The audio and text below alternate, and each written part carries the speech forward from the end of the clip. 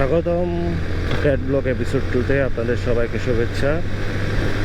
আজকে আমাদের এপিসোড 2-তে আমরা যাচ্ছি কক্সবাজার।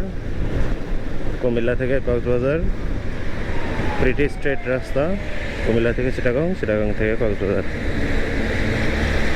সাউন্ড কোয়ালিটি একটু হার্শ হইতে পারে, কারণ যতই ভালো মাইক্রোফোন ইউজ করি রাস্তার সাউন্ডের কারণে, হাইওয়েতে ট্রাক বা অন্যান্য সাউন্ডের কারণে সাউন্ডটা অতটা ক্লিয়ার আসে না।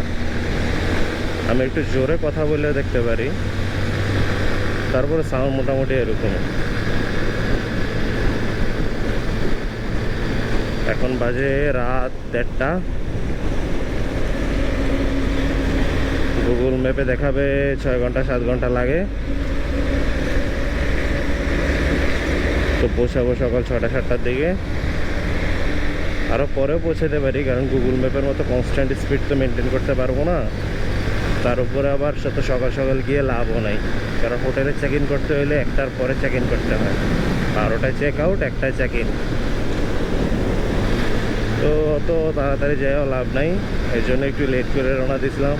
অবশ্য লেট করে রওনা দিই নি, যাবো নাকি যাবো না এটাই সিরিয়াস ছিলাম না। বিরক্ত লাগতেছিল, খারাপ লাগতেছিল, ডিপ্রেস লাগতেছিল। পরে চিন্তা করলাম বের হয়ে যাই, বের হলে ভালো লাগবে।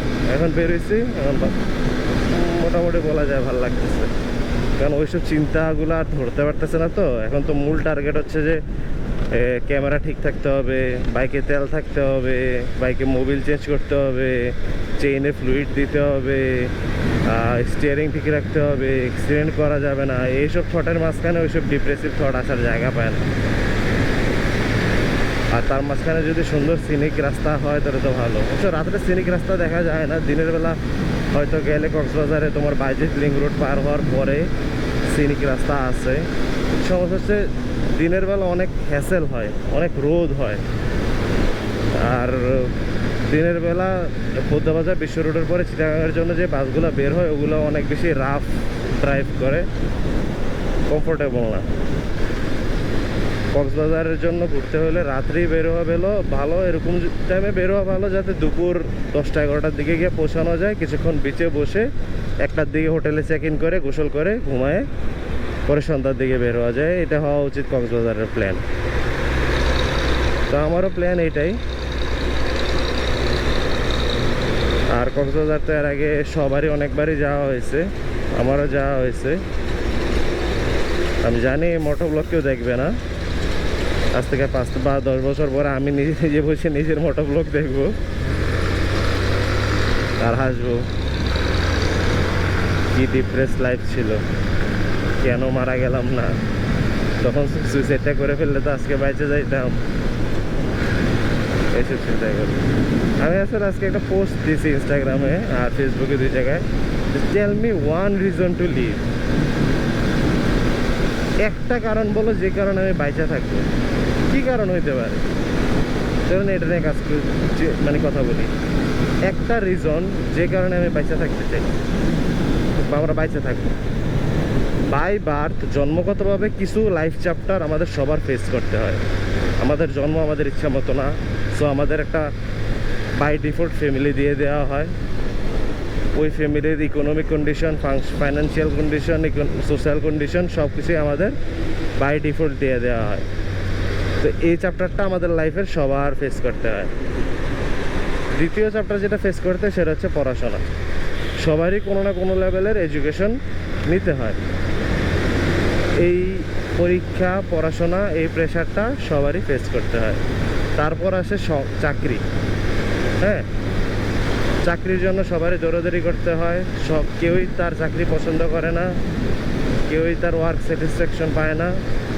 তারপরে আছে সংসার, ঝগড়াঝাটি, সমাজ মেনটেন করা, বাচ্চা বড় করা, বাচ্চা স্কুলে পাঠানো, সবার মন রক্ষা করা, বউয়ের মন রক্ষা করা, বাবা মার মন রক্ষা করা, সব কিছু মিলে এটা আরেকটা চ্যাপ্টার অফ লাইফ। তারপরে আসে বাচ্চা বড় হয়ে যায় এবং তোমার রিটায়ারমেন্টের পালা। তুমি রিটায়ার্ড হও, বাচ্চা বড় হয়ে যায়, হয়তো বাচ্চার সাথে থাকো, এখনও আগের মতো কাজ করতে হয় যদি আপনি হাউস ওয়াইফ হন। আর যদি নন হাউস ওয়াইফ হন তাহলে আপনি বাসায় বসে রিটায়ারমেন্ট লাইফটা এনজয় করতে পারেন। এনজয় তো না, একলা বসে থাকতে কতক্ষণ ভালো লাগে, তারপরে আসে মৃত্যু, টাটা বাই বাই। তো জন্ম, এডুকেশন, চাকরি, সংসার, রিটায়ারমেন্ট অ্যান্ড ডেথ, এসব লাইফ সবার ফলো করতে হয়। লাইফের এইসব চ্যাপ্টারগুলো সবার ফলো করতে হয়।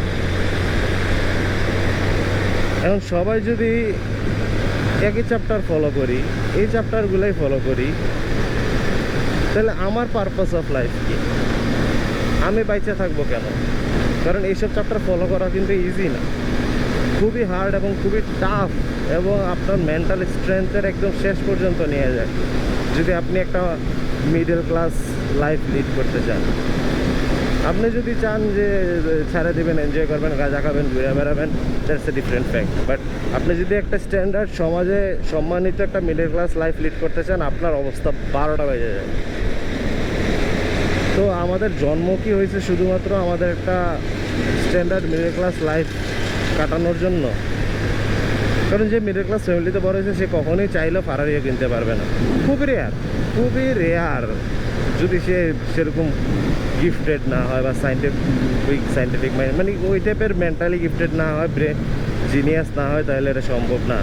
আপনি ওই সর্বোচ্চ একটা প্রিমিও কিনবেন, উত্তরা একটা ফ্ল্যাট করবেন, আপনার ছেলেকে কোনো প্রাইভেট স্কুল, কলেজ এবং ভার্সিটিতে পড়াইবেন, এবং ভবিষ্যতে নিজের কোম্পানি থাকলে নিজের কোম্পানিতে চাকরি দেবেন, না হয় বন্ধুর কোম্পানিতে চাকরি দেবেন। এছাড়া বিদেশে পাঠিয়ে দিতে পারেন স্টুডেন্ট বিষয়, সেখানে পড়াশোনার জায়গায় পড়াশোনা না করে সে পার্ট টাইম জব করবে, জব করে 5 লাখ টাকা, 10 লাখ টাকা বা 20 লাখ টাকা কামায় আইসা বাংলাদেশে আইসা একটা 5তলা বাড়ি করবে এবং বাড়ি ভাড়া দিবে এবং বসে বসে খাবে। তো এই করে মানুষ, এই আছে লাইফে। তাহলে আমার লাইফের পারপাসটা কি? আমি কেন আসছি, কি করতেছি?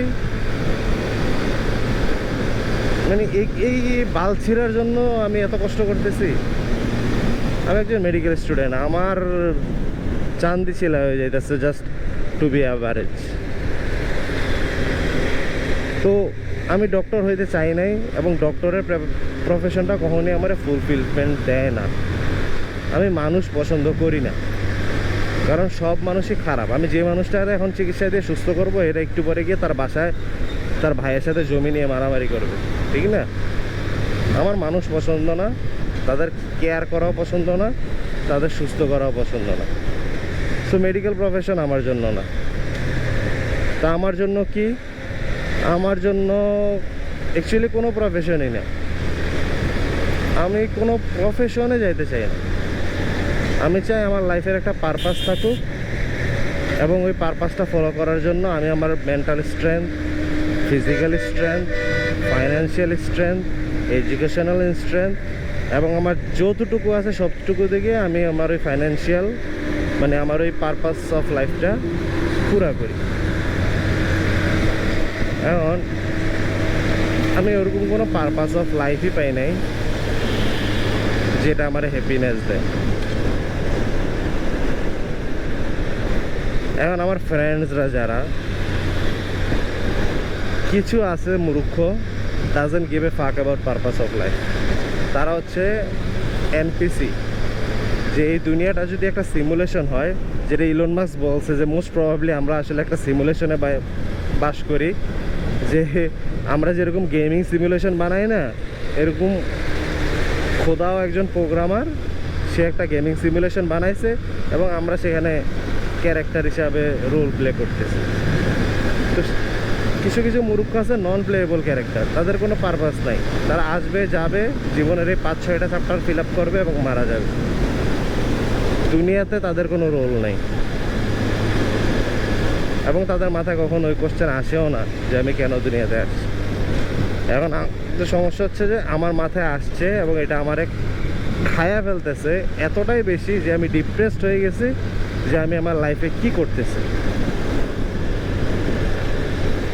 সো এখন আমি ইমেন্স পেইনের মধ্যে আছি।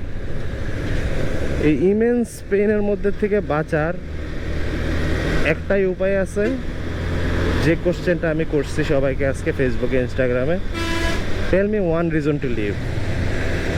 কারণ আমার মরে যাওয়ার হাজারো রিজন আছে, নিজেকে বাঁচায় না রাখার হাজারো রিজন আছে। চাইল্ডহুড ট্রমা বলেন, পরে আনওয়ান্টেড এডুকেশন বলেন, আনওয়ান্টেড সোশ্যাল লাইফ বলেন। আমার লাইফ স্টোরি না হয় আরেকদিন বলবো, কিন্তু আমার মরে যাওয়ার জন্য হাজারো কারণ আছে, কিন্তু আমার বাইচা থাকার কোনো কারণ নাই। সো আমি চিন্তা করছি যে মানুষের কী কারণ থাকতে পারে যার কারণে তারা বাইচা থাকে। তো কেউ বলছে to fill up your purpose of life. তো আমি তো বললাম আমার কোনো পারপাস অফ লাইফই নেই। কেউ বলছে তোমার ফ্যামিলির জন্য বাইচা থাকো। কারণ আমি বলছি আমার মরে যাওয়ার ম্যাক্সিমাম ইচ্ছা যে হইতেছে, এর ম্যাক্সিমাম পোর্শনটাই আমার ফ্যামিলির কারণে। এটা কেন, এটা পরে আরেকদিন আলোচনা করবো না। তো বাইচা থাকবো কি কারণে? এক, there should be reason to live, আর অন্য ভাষা ফিলোসফিক্যাল ভাষা বললে there should be purpose to live. Otherwise NPC হয়ে জীবন কাটাই দেওয়ার কোনো মানে নাই। যেহেতু যদি আরামেই কাটাইতে পারতাম তাহলে এনপিসি হয়ে জীবন কাটাই দেওয়া আমার জন্য বেটার অপশন মনে হইতো। যে আমার তো কোনো কষ্ট করা লাগতেছে না, খাইতেছি, যাইতেছি, ঘুমাইতেছি, পড়তেছি, চলতেছি, যা হইতেছে হোক। এটা হচ্ছে এনপিসি মাইন্ডসেট লাইফ। এখন কথা হলো, পেন যেহেতু ফিল করেই ফেলছি, পেনের আউটকাম তো আসা উচিত। আপনি জিমে গেছেন, জিম করছেন, আপনার মাসেল ফাইবার ফাটছে, কিন্তু আপনার কোনো গেইন হয় নাই, তাহলে এই পেনের মানে কি? সিমিলারলি তাহলে এই লাইফের মানে কি? যে লাইফে আমি এত কষ্ট করতেছি, এত পেইন ফিল করতেছি, কেন? জাস্ট একটা নর্মাল নন পেয়েবল ক্যারেক্টার যার পৃথিবীতে কোনো রোল নাই, এরকম একটা মানুষ হিসাবে বাঁচার জন্য? না, তাহলে আমার একটা পারপাস লাগবে। এখন সমস্যা হচ্ছে পারপাস আর ভালোবাসা, এই দুইটা জিনিস খুঁজা পাওয়া যায় না। ঠিক আছে, এই দুটো জিনিস হয়ে যায়। আপনি পারপাস নিলেন যে আজকে থেকে আমি গরিবদের সেবা করব, এই পারপাস আপনি বেশি দিন ফলো করতে পারবেন না, কারণ এটা আপনার মন থেকে আসে না। এটা আপনার কাছে মনে হয়েছে এটা একটা ভালো পারপাস, মানুষ আমার মহৎ বলবে এই জন্যে। বা আজকে বলতে পারবেন না যে ওই মেয়েটার আমি ভালোবাসি। ওই মেয়ে যদি রাজি হয়ে যায় আপনি বেশি দিন কন্টিনিউ করতে পারবেন না, কারণ আপনি ভালোবাসেন নাই। আপনি জাস্ট বলছেন ওই মেয়েটাকে আপনি ভালোবাসেন, ওই মেয়েটা আপনার মধ্যে কিছু দেখছে, আপনার সাথে থাকা শুরু করছে। পারপাস আর ভালোবাসা খুঁজে বের করা যায় না। এটা যেমন, এই কোশ্চেনটা যেমন আমার মধ্যে আছে যে আমার পারপাস কি, এটা যেমন আমার মধ্যে বিল্ট ইন। এটা যেমন কেউ আমাকে জিজ্ঞেস করে নাই, এটা যেমন আমার কোনো পরীক্ষায় আসে নাই, এটা কোনো পরীক্ষার কোশ্চেন না যেটার অ্যান্সার ফাইট করার জন্য আমি এতটা কষ্ট করতেছি। তেমনি এই কোশ্চেনটা যেন আমার মধ্যে বিল্ট ইন, আমার লাইফের পারপাসটাও আমার মধ্যে বিল্ট ইন হইতে হবে। প্রবলেম হচ্ছে আমি সেটা এখনো খুঁজে পাইতেছি না। সো এই 27 বছর জীবনে without any reason, without any target, আমি শুধু পেইনই ফিল করে যাইতেছি, কোনো পারপাস ছাড়া। সো আমার ডিপ্রেসড হওয়াটা জায়েজ। এখন ডিপ্রেস হলে কি করতে পারি? আমি একজন মেডিকেল স্টুডেন্ট, আমি সমাজের A1 সোসাইটির মানুষের মাঝখানে থাকি। ডক্টরস, সবচেয়ে বেশি পড়াশোনা করা, জ্ঞান অর্জন করা মানুষ। এদের মধ্যে ম্যাক্সিমাম মানুষ বলে যারা ডিপ্রেস তাদের পিটানো উচিত, পিটাইলে ঠিক হয়ে যাবে। আরও একাংশ বলে যে ডিপ্রেশন আসলে কোনো রোগই না। তা আমার মাঝে মাঝে এগুলো বলে কারা জানেন? প্রফেসররা, যারা হাইলি এডুকেটেড, হাইলি এক্সপিরিয়েন্সড। এখন তারা যখন বলে যে ডিপ্রেশন কোনো রোগই না, আর আমি আমার বাস্তব লাইফে ডিপ্রেশন ফেস করতেছি। আচ্ছা, ডিপ্রেশনটা কি, এটা আসলে আগে আপনাদেরকে বুঝাই। ডিপ্রেশন হচ্ছে এমন একটা মেন্টাল স্টেট, যে স্টেটে আপনার কন্টিনিউয়াসলি 2 সপ্তাহ বেশি মন খারাপ থাকবে উইদাউট এনি রিজন। আপনার কাছে মনে হবে সব কিছুই পেইনফুল, আপনার কাছে সব কিছুই হার্টফুল লাগবে, মনে হবে চোখের পানিটা জাস্ট চোখের কোনায় এসে আছে, পড়তেছে না।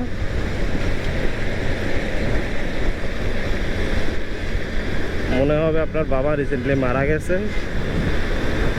মনে হবে আপনি কোনো বড় পরীক্ষায় ফেল করছেন, বাট কোনো রিজন নেই। এরকম চলতে থাকবে 2 সপ্তাহ বেশি। তখন আমরা এটা মেডিকেলি ডিফাইন করি এজ এ ডিপ্রেশন। এখন বড় বড় প্রফেসররা কেউ বলে পিটাইলে ঠিক হয়ে যাব, কেউ বলে ডিপ্রেশন কোনো রোগই না। তাহলে আমি কিসে সাফার করতেছি? এই প্রশ্নটা আমার মনে আছে, এটা একটা। দ্বিতীয় যে প্রশ্নটা আমার মনে আছে, আমাদের নিজস্ব সাইকিয়াট্রি ডিপার্টমেন্ট আছে, আমরা সাইকিয়াট্রি ডিপার্টমেন্টটা বন্ধ করে দিলে পারি না? কারণ ডিপ্রেশন তো কোনো রোগই না, যেটা ডেফিনেশন আপনি আমার প্রফে জিজ্ঞেস করেন, আমার পরীক্ষায় জিজ্ঞেস করেন ডিপ্রেশনের ডেফিনেশন কি, কিন্তু আপনি এটা মানতেছেন না, এটা আসলে কোনো রোগই না। এটা আসলে জিনিসটা এরকম হয়ে গেছে যে লাল রং দেখে নাই, তারা তুমি বলবা রক্ত, রক্ত চিনাইতে পারবা, কেউ লাল রং চিনে না, তারা রক্ত কেমনে চিনাবা? কল্পনাই করতে পারবেন। আপনি কল্পনা করে দেখেন এমন কোনো রং যেটা আপনি কখনো দেখেন নাই, পারবেন? কল্পনা করতে পারবেন না। তো কিছু কিছু মানুষের লাইফ এতটাই স্মুথ কাটে যে তারা স্ট্রাগলের ফেজ বা ডিপ্রেশনের ফেজটা মানে পার করে না। তো তাদের কাছে মনে হয় এরা জাস্ট পোলাবেন বঙ্গের আছে। সো তারা কি ফিল করে, তারা কি ম্যাটার করে, তাদের ওপিনিয়ন আমার কাছে এমন ম্যাটার করে না। অনলি থিং যেটা আমার কাছে ম্যাটার করে সেটা হচ্ছে আমি এই পেইন থেকে মুক্তি পাবো কীভাবে। কারণ আমার পা ভাঙতো, হাত ভাঙতো, পা কাটতো, হাত পাকতো, আমি দেখাইতে পারতাম, এটা তো দেখানো যাইতেছে না। প্রতিদিন সকালে ঘুমেতে উঠলে ব্যথা হয়, মন খারাপ থাকে। এটা আবার মজার ফ্যাক্ট, প্রতিদিন সকালে উঠলে যদি আপনার জ্বর ওঠে, মনে করেন আপনার প্রতিদিন সকালে ওঠার পর আপনার জ্বর ওঠে, জ্বরটা সারাদিন থাকে, আপনি ঘুমান, জ্বর চলে যায়, আবার সকালে ঘুমের থেকে ওঠেন, জ্বর ওঠে, আপনি দৌড়ে ডাক্তারের কাছে যাবেন, কারণ আপনার শরীর খারাপ হয়েছে। কিন্তু প্রতিদিন সকালে উঠে আপনার মন খারাপ হয়ে যায়, শরীর খারাপ না, মন খারাপ হয়, ব্যথা হয়। এখন কিছু কিছু মূর্খেরা না এটা বোঝানো যায় না যে ব্যথা ফিজিক্যাল না, ব্যথা অ্যাকচুয়ালি এটা ফিজিক্যাল ব্যথাও যদি হয়, তোমার পা যদি কাটাও পড়ে, তাও তুমি এটা ফিজিক্যালি ফিল করতেছো না, তুমি এটা মেন্টালি ফিল করতেছো, তোমার মাইন্ড ফিল করতেছে, তোমার ব্রেন ফিল করতেছে। এদেরকে নার্ভাস সিস্টেমের অ্যানাটমি কে শিখাবে? আচ্ছা, না শিখেলাম নার্ভাস সিস্টেমের এখানে। এখন প্রতিদিন সকালে আমি উঠি, আমার পেইন ফিল হয়, সারাদিন আমি পেইনটা ফাইট করি, রাত্রে ঘুমাইতে যাই, ঘুমের ওষুধ খাই, ঘুমাইতে পারি না, উঠে যাই। এই চলতেছে আজকে কয়েক বছর ধরে। এটা কি এরকম যে কয়েক বছর ধরেই এরকম মন খারাপ চলতেছে? না, এর মাঝখানে আছে আমার বড় বড় পরীক্ষা। তো যখন বড় বড় পরীক্ষা আসে, আমি পরীক্ষাগুলো নিয়ে এতটা বিজি হয়ে যাই যে আমার এইসব পেনের কথা মনে থাকে না।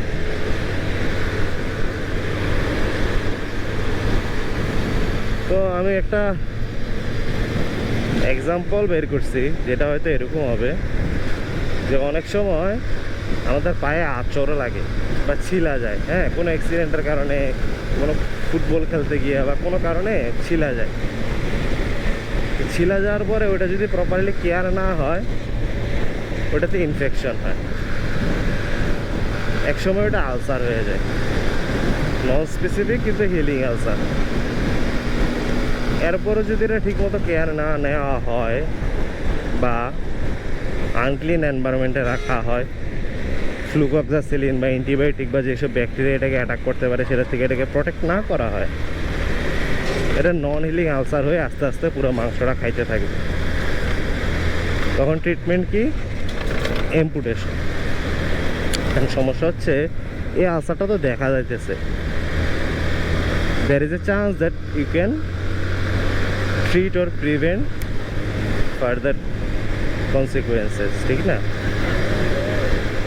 তো আমাদের দৈনন্দিন জীবনে ছোটোবেলা হোক, স্কুল লাইফে হোক, কলেজ লাইফে হোক, লাভ লাইফে হোক, ফ্যামিলি লাইফে হোক, জব লাইফে হোক, আমাদের মনে অনেকগুলো স্ক্র্যাচ পড়ে, অনেকগুলো আঘাত লাগে, যেগুলো আমরা ইগনোর করি। কি বলে? মন খারাপ। মন খারাপ কি কোনো বিষয় হইল? তো হয় কি, এই মন খারাপটা আস্তে আস্তে বড় হয়, মন খারাপটা আলসারের রূপ নেয়। কারণ বাস্তব হইলে তো আপনি আলসার হইলে তো যদি আলসার আনহিলেবল হয়ে যায়, নাই শুকায় এবং আস্তে আস্তে পা খাইতে থাকে, আপনি এটারে অ্যাম্পুটেট করে দিলেই বাকি পাটা, বাকি শরীরটা বাইচা যায়, ব্যথাটা ঠিক হয়ে যায়। মনের ভিতরে কিসের অ্যাম্পুটেশন করবেন? কোন অর্থোপেডিক সার্জন মনে অ্যাম্পুটেশন করতে পারবে? হ্যাঁ, সাইকিয়াট্রিস্টের কাছে গিয়ে আপনি ডিপ্রেশনের যে ওষুধগুলো ওনারা দেয়, ট্রাইসাইক্লিক অ্যান্টি ডিপ্রেসেন্ট বা SSRI বা SNRI, এগুলো খাইতে পারেন, কিন্তু এগুলা আপনার রোগের ট্রিটমেন্ট করবে না। এগুলা আপনার রোগের সিমটোমেটিক ট্রিটমেন্ট করবে, মানে আপনার রোগের সিমটমস হবে না। আপনার যে অ্যাংজাইটিতে হাত কাঁপতো, হাত কাঁপবে না। আপনি যে ভয়ে থাকতেন বা আপনার যে ব্যথায় অন্য কোনো কিছু ফোকাস করতে পারতেন না, ওইটা আর হবে না। বেসিক্যালি আপনি একটা পুতুল হয়ে যাবেন যার কোনো ইমোশন নাই, কারণ ইমোশনগুলা ইনফেকশাস হয়ে গেছে এবং এগুলাকে ট্রিট করার একটাই উপায়, এগুলারে বন্ধ করে দেয়। তো আমি সাইকিয়াট্রিস্টের ট্রিটমেন্টের আন্ডারও ছিলাম অনেকদিন, ওষুধ খাইছি অনেকদিন, লাভ হয় নাই। এখন খাই না। কেন খাই না? কারণ আমার এখন আমি অনেক কিছুই করি না, বুঝছেন? এখন কি বলবো,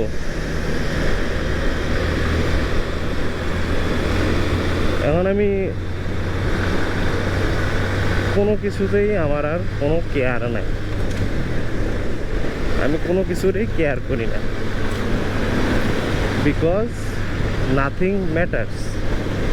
কিছুই আমার হ্যাপিনেস দিতে পারতেছে না, কিছুই আমার পেইনটারে নিয়ে আমার থেকে রিলিভ করতে পারতেছে না। সো আমার কাছে নাথিং ম্যাটার্স। তাহলে আমি কি করি দৈনন্দিন জীবনে? আমি হায়ার স্টিমুলেশন খুঁজি, হায়ার থেকে হায়ার স্টিমুলেশন খুঁজি, যাতে ওই পেইনটার থেকে বেটার স্টিমুলেশন পাইলে ওই পেইনটার কথা আমি ভুলে যেতে পারি। এখন পরীক্ষা তো হায়ার স্টিমুলেশন হিসাবে আমি ইউজ করতে পারি না, পড়াশোনা আমি হায়ার স্টিমুলেশন ইউজ করতে পারি না। কেন পারি না? কারণ পড়াশোনা নিজেই একটা পেইন, এটার আমি পেইন রিলিফ করার জন্য কেমনি ইউজ করব? ঠিক না? এমন কিছু লাগবে, এমন কিছু স্টিমুলেশন লাগবে যেটা আমার ভাল লাগে। আর ডিপ্রেশনের আর একটা বড় সাইন হচ্ছে, মানে cardinal features, loss of interest. আপনার কোনো কিছুতেই কোনো ইন্টারেস্ট থাকবে না।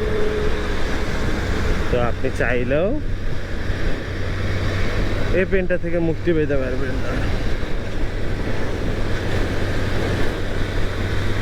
তো এত পেইন, এত ডিপ্রেশন, এত প্রবলেমস কিসের জন্য? তখনই আসে কোশ্চেনটা যে what is the reason to live? Tell me one fucking reason যেটা আমার এই পেইনটারে জাস্টিফাই করবে যে তুই পেইন পাইছিস ঠিকই, কিন্তু তুই জীবনে এই কাজটা করে যেতে পারছিস। But tell me one purpose of life যেটা আমি এই পেনটা ছাড়া ফুলফিল করতে পারতাম না। এই পেনটা ওই পারপাস অফ লাইফের জন্য জরুরি ছিল।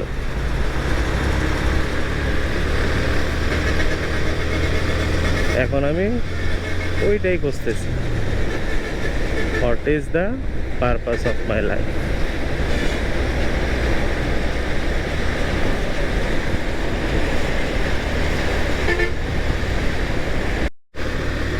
আমরা অলমোস্ট নিমসার বাজার ক্রস করে ফেলছি।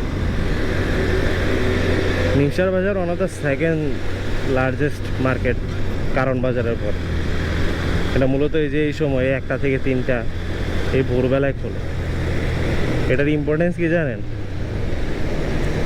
আমার জন্য দুনিয়ায় তৈরি জাহান্নাম ঠিক নিমসার বাজারের পরে।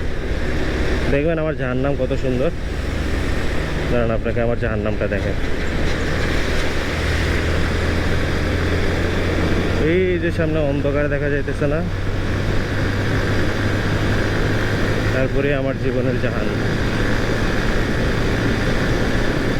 এই জাহান্নামে কি করা হয়েছে জানেন? প্রথম একটা মাছ ধরা হয়েছে, তারপরে তারা আরো মাছের মাঝখানে রাখা হয়েছে। না সরি, প্রথমে একটা মাছ ধরা হয়েছে, তারপরে তারা আরো বিভিন্ন ধরনের প্রাণীর মাঝখানে রাখা হয়েছে। পাখি, বানর, মোস্টলি পাখি। তারপর ওই মাছটারে 5 বছর ধরে ফিজিক্যালি, মেন্টালি যেভাবে পসিবল তারা ওই মাছটারে পাখি বানানোর চেষ্টা করছে। তো ওই মাছটা পাখি হয়েছে কিনা এটা পরীক্ষা করার জন্য তারা 5 বছরে 4টা পরীক্ষা নেয়। আমি 3টা পাস করছি, আর একটা দিছি বাকি। যদি পাস করে যাই তাহলে বলতে হবে এই জাহান্নাম অসম্ভবরে সম্ভব করতে সক্ষম। তারা একটা মাছরে পাখি বানায় ছাড়ছে, বা উল্টা, যে একটা পাখি যে উঠতে চাইতো তারা পানিতে ডুবায় ছাড়ছে।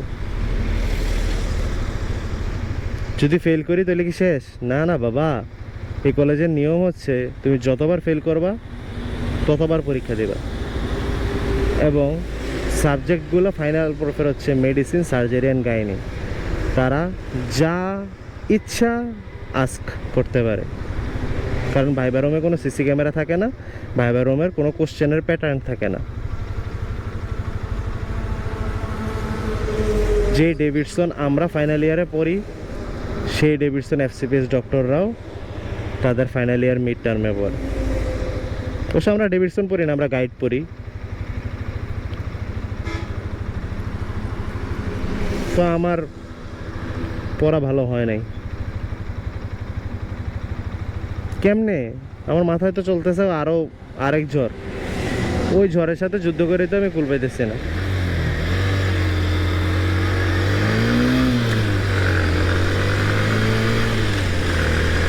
সো এটা আমার একটা মৃত্যুর কারণ।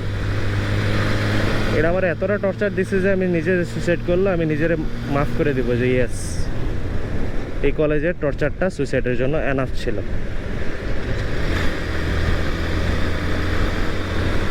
কিন্তু এই 5 বছরে আমি এত ডক্টর দেখলাম, কেউ আমার ইন্সপায়ার করতে পারলো না ডক্টর হওয়ার জন্য,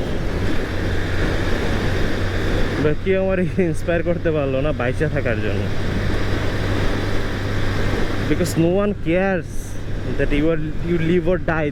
All they cares is, are you a doctor or not?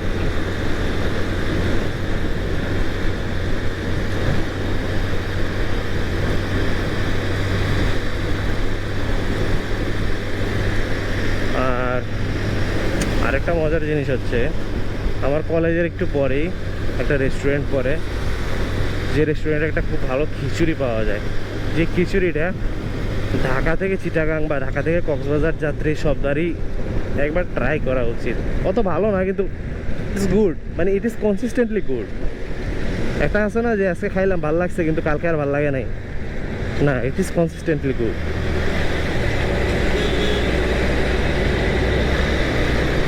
রেস্টুরেন্টের নাম হচ্ছে কি MIAMI মনে হয়, মায়ামি না মিয়ামি, আমি সঠিক জানি না, কারণ এরকম রেস্টুরেন্ট দুইটা আছে এই রোডে, যেমন মায়ামি বলে।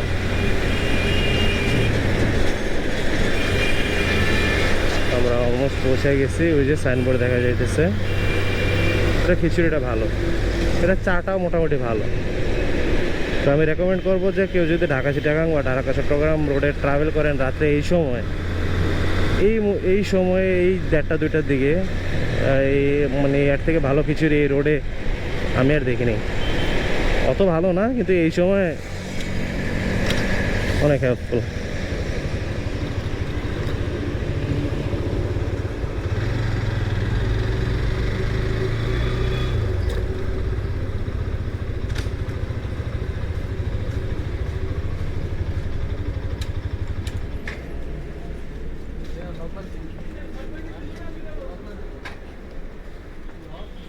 পরে গেছে, বাইকের চেন পরে গেছিল, লাগাইছি। লেটস এবার যেতে পারি কিনা, let's give it another try. বেশ 57 কিলোমিটার, 2 ঘন্টা লাগবে।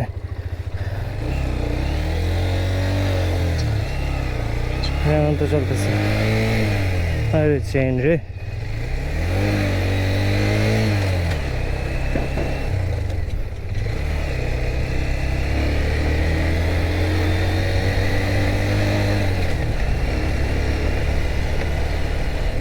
এই জায়গায় চেনটা পড়ে গেছে। আমি তো তাই তো বলি যে নর্মাল 80 সিসির ডিসকভার বাইক চলে যাইতেছে, আমারটা 125 সিসি, মানলাম কম, এত কম তো হওয়ার কথা না।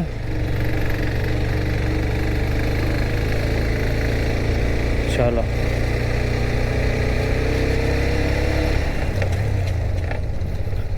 যেহেতু নেটওয়ার্ক চলে আসছে, সব ঠিকই আছে, হেডফোনটাও লাগাইনি,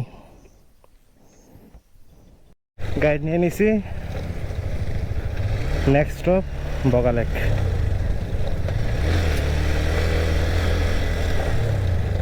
প্রসিডিওর হচ্ছে প্রথম ওই যে MS গেট থেকে ফর্ম ফিল আপ, সেখান থেকে গাইড থেকে বগালেক। এই রোডে তেমন সিন অ্যাকসেপ্ট করি না, স্টিল ক্যামেরাটা অন রাখলাম।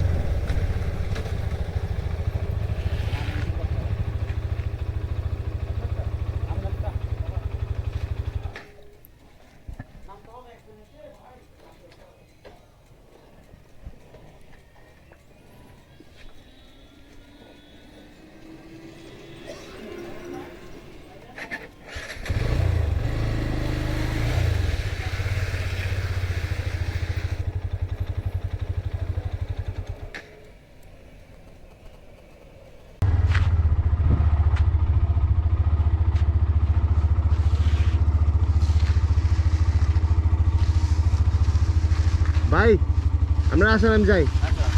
রেডি হবেন? হ্যাঁ রেডি হবেন, প্রিপারেশন নেবেন, রেডি হওয়ার। না, ওই এটা একলা নই আর কি। না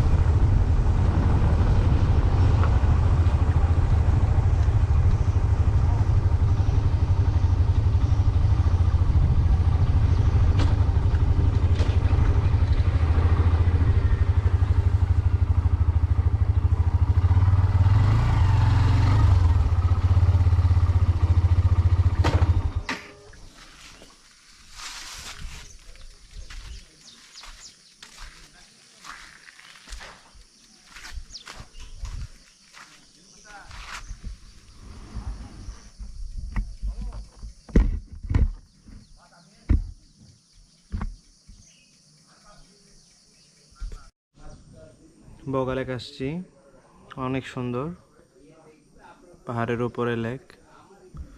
আসার সময় রাস্তাটা অনেক সুন্দর ছিল, আমার কথা শুনে বুঝছেনি যে আমি কতটা ইমপ্রেসড, কতটা হ্যাপি ছিলাম। কিন্তু আসার পরে ছবি তোলার জন্য একটা জায়গায় দাঁড়াইছিলাম, জাস্ট একটা মেসেজ আমার সব হ্যাপিনেস, সব স্যাটিসফ্যাকশন, সব কিছু কায়রে নেওয়ার জন্য, দুশ্চিন্তার ঝড় উঠানোর জন্য একটা মেসেজে যথেষ্ট ছিল। এতক্ষণ ধরে এত কিছু করে যে একটু ফ্রি হওয়ার চেষ্টা করছিলাম। আমি বাসা থেকে এত দূরে আসছি এই পেনগুলো থেকে দূরে থাকার জন্য, পারিনি।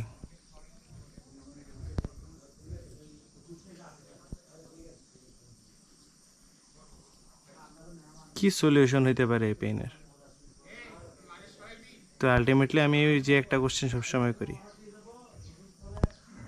টেল me one reason why should I live?